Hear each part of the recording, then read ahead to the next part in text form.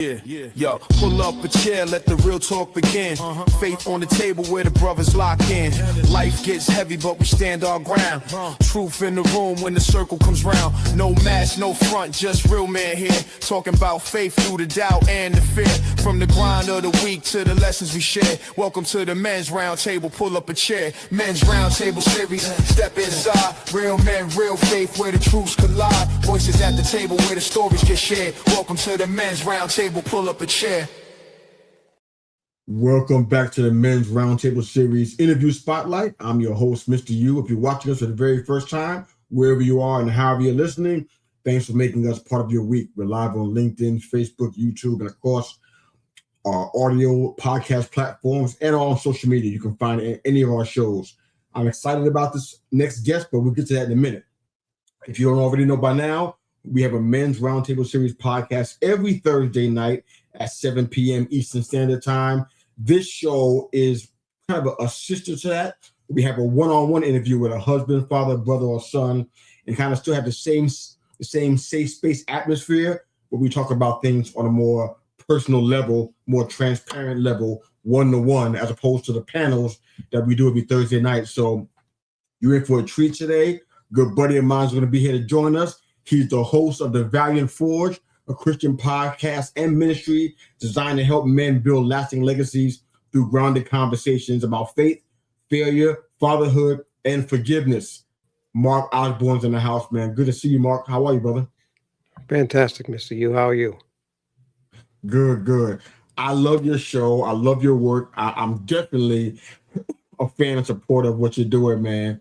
I grabbed some reviews just to let people who are watching, listening, either live or on the replay, hear what people say about your show. I left my review of your show out because I didn't want to be self-aggrandizing, but here's what I got.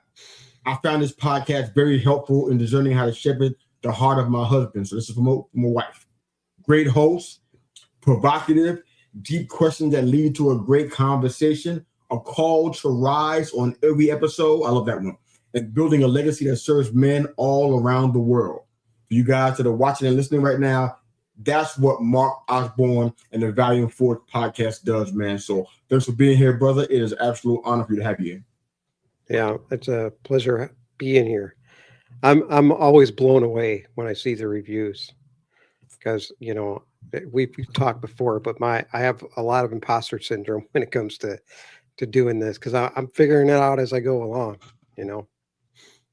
Yeah, you're doing it though, man. And I really feel like though I don't always use the term imposter syndrome, but I get what you're talking about because people look at what we're doing and they love the professionalism, they love the interview style, and they love the atmosphere, or they just love the look of things on social media from a graphic standpoint, the cleanness of, you know, clean lines and things like that. And I'm just like, I feel like I'm not even adequate in my own skin a lot of the time. Just to be fully transparent, we got 4 shows. I'm figuring stuff out. It feels like to me, people think it's like so great and it goes so well, and it doesn't go bad. I'm kind of just I'm not comfortable with what people are saying about it. It's good. It's all love, but I'm getting there, man. But I love your work with the podcast, man. You deal a lot with on your podcast with, I would call them unfiltered stories, tackling tough subjects like biblical masculinity, recovery from addiction, emotional intelligence, emotional health, generational patterns, something we talk about a lot too. Out of all the things that you've experienced on the Valiant Forge, what would you say, Mark, is the topic that kind of hit you in the feels the most that you've done as you heard somebody else's story and you were kind of navigating that with them? What was one of those stories that just hit you in the feels more? All podcast episodes, they did that. Yeah. So I interviewed a guy. He's kind of big on YouTube. He's not a podcaster. His name is Old Mike, but he's a pastor in California of a senior congregation. And he the way I found him was he started his YouTube channel at 80 years old. And that was he had a viral video saying, I'm 80 years old and I'm starting a YouTube channel. Got to talking to him, found out he's a pastor. Like, man, I'd love to have you on my podcast. And one of the questions I asked him, this is to answer your question. I was like, as a pastor of an older congregation, what is the issue that older men deal with? Now, I'm not expecting the normal answer, because I figure, when you get older, you've kind of figured some things out. He said, Yeah. well, the biggest issue is lust. I was like, Wow. you're telling me that at 80 years old, I'm still going to struggle with this? He's like, yeah, it gets easier, but it's always going to be a struggle. So Hey, that I'm sure be that's the, not. that shot. Yeah. I had a whole bunch of other ideas lobbed up, but that was not one of them. Okay, that's incredible. Yeah. You deal a lot with generational patterns. What would you say is something that I don't remember your dynamic with your children and everything, but what would you say is a generational pattern that you definitely keep an eye on in yourself, or when you're talking to somebody who's a guest on your show, that it kind of hits you when they start talking about that? Do you have one of those that comes to mind right now? Well, for me, for sure, it's addiction. My father was an alcoholic through most of my life. I've recently been doing solo podcasts, and I did a whole episode about, a lot of people they talk about generational curses like it's something that's genetic. It's not genetic. You inherit it, but it can be broken. And for me, my father was an alcoholic until the day he got saved. And my Mm, grandfather died of alcohol addiction because he had cirrhosis of the liver. He drank too much. wow. My great grandfather was a heavy drinker, died at a young age. So I had this my personal generational curse, which I'm putting quotes up because I don't really love the term, Yeah, I but don't my blame you. personal one is addiction. And a little bit of my story, I got into fitness. I got addicted to fitness. Fitness is very important for a man to be take care of your body, take care of your health. But even that can be an addiction. And I got Sure. addicted to fitness, almost destroyed my life, almost destroyed my marriage till God Mm, met me at the bottom of the pit. And that's kind of what led me to where I am now. wow. Well, I would say addiction, not just in men, people in general, we all struggle with some form of addiction. And if you have this addiction mindset, anything you get into, this is just a silly, crazy example. I started playing Candy Crush a few years ago, and I was Gotcha, like, huh? I gotta get to the highest level, and I wouldn't let it go. I got up to like 8,000 levels in Candy Crush just to show my Oh boy. addiction problem. And I was like, I got to stop doing this because I heard some podcast they said anything you spend a lot of time doing that can become your idol. And I was sitting there playing Candy Crush when I heard this. I was like, okay, I think God's speaking to me right now. I got to delete this game. But yeah, addiction is a big one. Yeah, no doubt, man, for sure. Uh, your ministry is kind of I guess it's marked by your life experiences. I feel like that's something that should be pretty common, but I feel like it's not.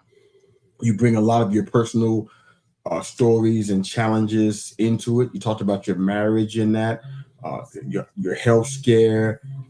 You kind of had a faith reframing, if you will.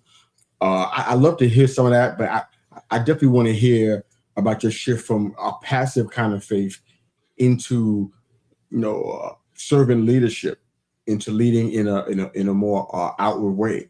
Because a lot of people who are like us, God fearing men, we often take the isolated approach to our faith as well. We stay behind walls and barriers, and we say, "Oh, we believe God, we believe in God," but we don't do anything. We don't Right.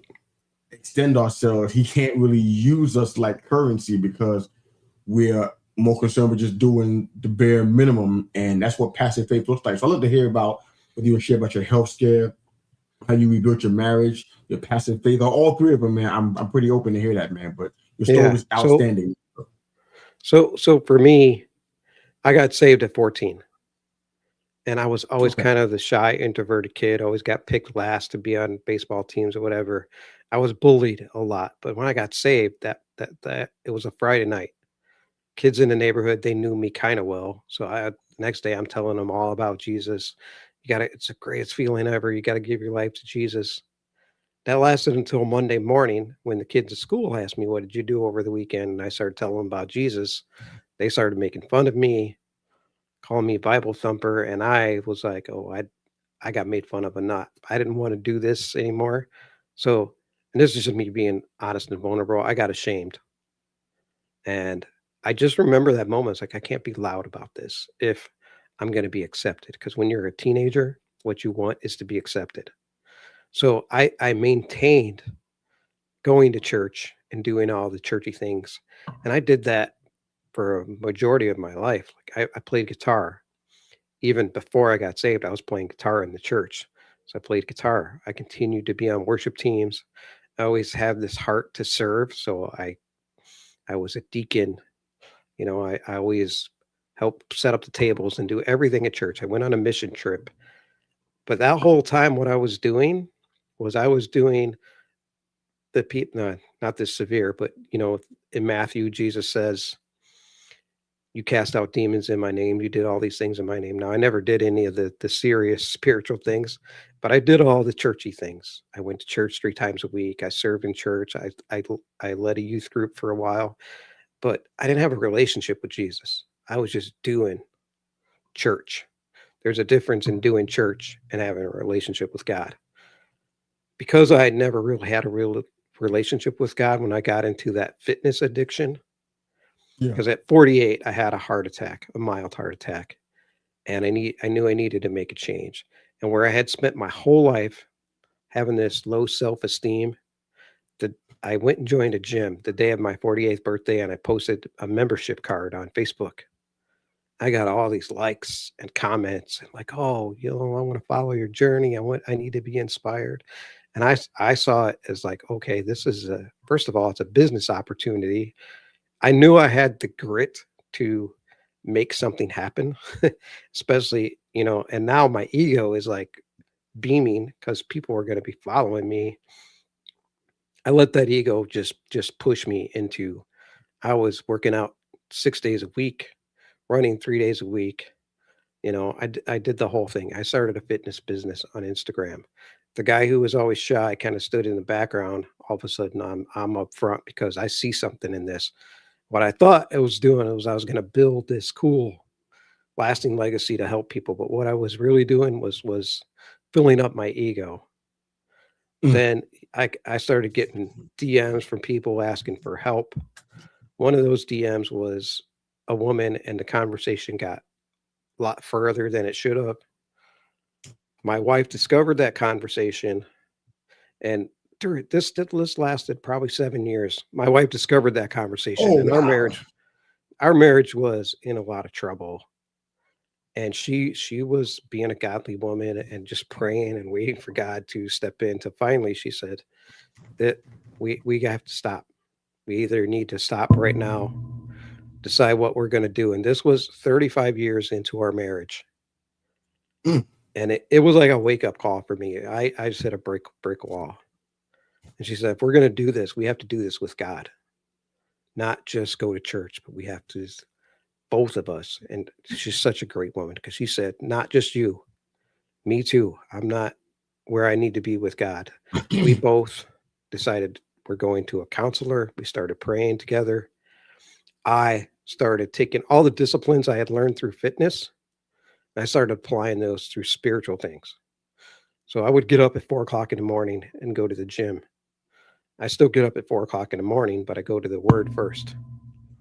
What I was doing was like, I'm all right. I'm going to spend 15 minutes just reading my Bible and trying to get a little something, and then go to the gym because I knew taking care of my body was still important.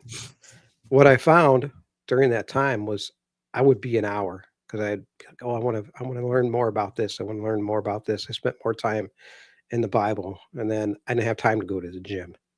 And what it taught me was that you don't need to go every day. You can go a few times a week, especially once you're in a place of maintenance. You can go a few times a week and give God your first fruits. Don't feed yourself first. That's what I learned through that. And all of a sudden, God started just downloading stuff to me. I was getting entire messages and things that like I had never even thought about. And I went off on a tangent, but that's kind of how it happened. Like I just started turning to God rather than, and I still continue to serve in church, but it had a different meaning. I wasn't just doing it to be doing it. I was doing it to do it for God. Oh, I love your story, man. We got time for one more thing I want to ask you about for sure. If I understand it right, if it's still going on, you do kind of a frequent hosting of like some community initiatives. I think one that I read was about the 21-day micro building challenge. Are you still doing that one? That's actually starting June 1st. Wow. Okay, that's right around the corner. Tell us about it, man. So I have a school community. It's SKOOL.